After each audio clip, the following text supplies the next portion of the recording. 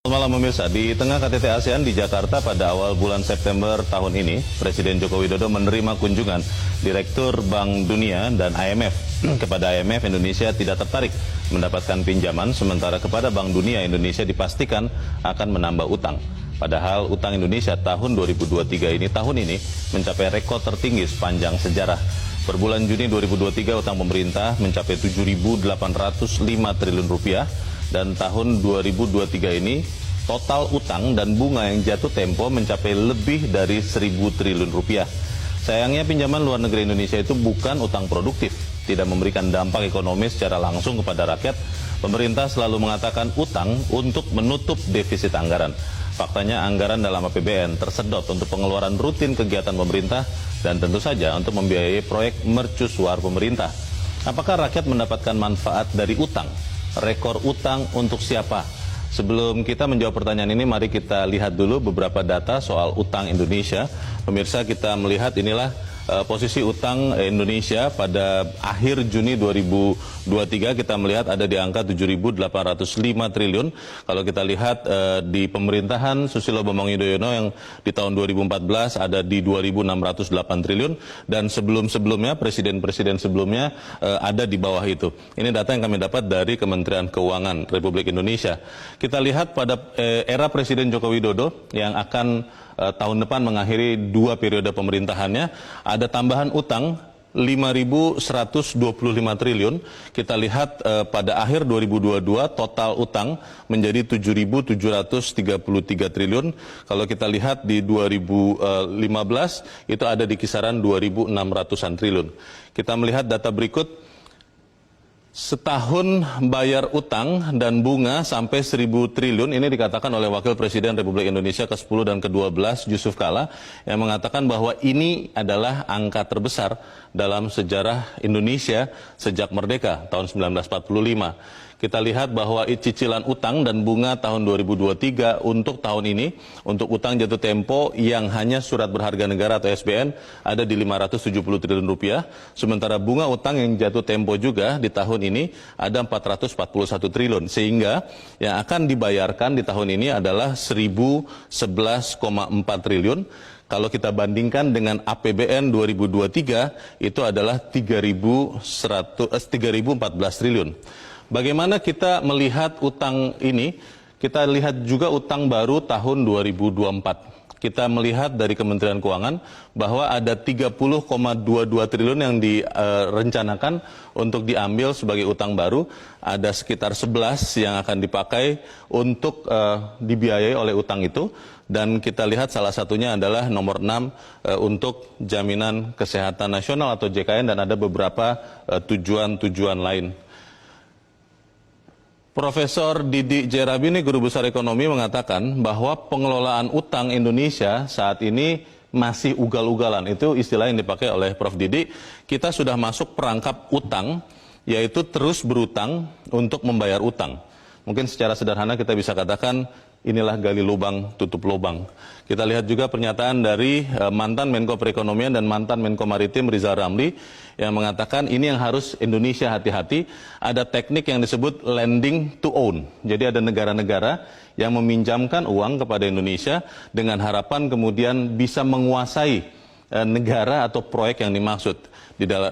Dikatakan oleh Pak Rizal Ramli, Anda meminjam uang dengan harapan dalam kurung Tiongkok menguasai aset. Pertanyaannya adalah apakah kemudian rakyat mendapatkan manfaat dari utang?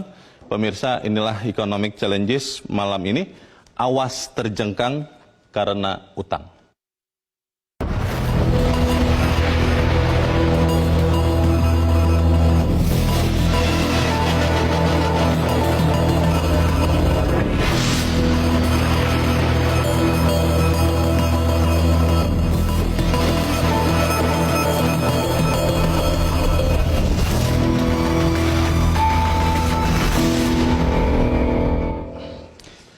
Dan pemirsa, malam ini telah hadir bersama kita 4 orang narasumber di studio Metro TV dan 1 orang yang bergabung dari luar melalui sambungan telekonferensi.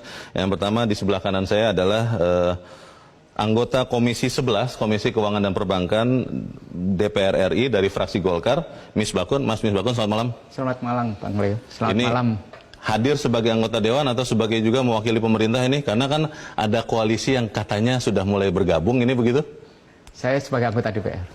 Sebagai? Anggota DPR. Sebagai anggota dewan, baik. Di sebelah anggota DPR pendukung pemerintah. Oke. Di sebelah Mas Misbakun adalah anggota, maksud saya adalah Direktur Eksekutif Segara Institute, Peter Abdullah. Pak Peter, selamat malam. Selamat malam, Bang Leo.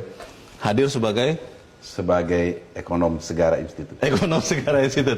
Di masa-masa ini memang orang-orang harus berhati-hati memastikan posisinya di mana begitu ya. Dan juga telah hadir bersama kita di Studio Metro TV pengamat ekonomi yang juga mantan anggota DPR RI, Iksanuddin Nursi. Bang Iksan, selamat malam. Selamat malam, Leo. Sehat-sehat ya Bang ya. Insya Allah. Sudah lama tidak bertemu. Amin. Kalau kita melihat ada Bang Iksan sebagai senior, di sebelahnya adalah juniornya, Direktur Eksekutif Selios, Bima Yudhistira. Bima, selamat malam. Selamat malam. Sehat-sehat ya. Sehat. Dalam posisi yang mana sekarang malam ini?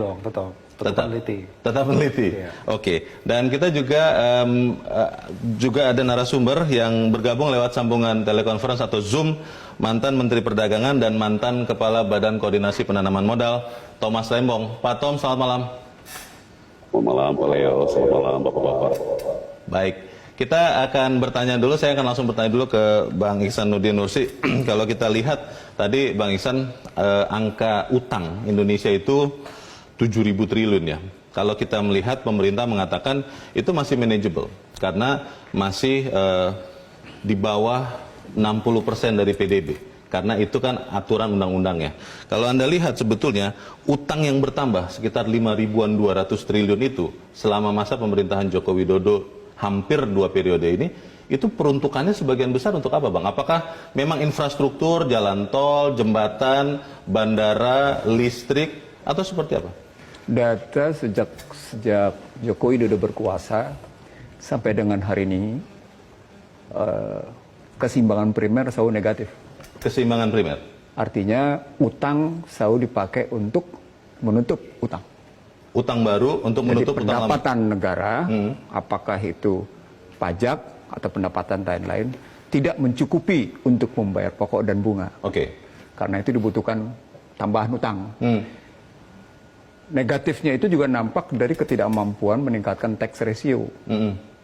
Jadi artinya di satu sisi kita butuh belanja terus meningkat, tapi di sisi lain peningkatan pendapatan juga tidak terlampau bagus. Nah, itu kalau dilihat dari debt to GDP, yang angkanya sekarang 29,29. Masih di bawah ketentuan maksimal undang-undang. Tapi ini nggak fair angkanya. Oh, kenapa Bang? Karena angka PDB-nya kan konten I-nya, konten investasinya, tidak sepenuhnya konten investasi milik dalam. Juga banyak luar.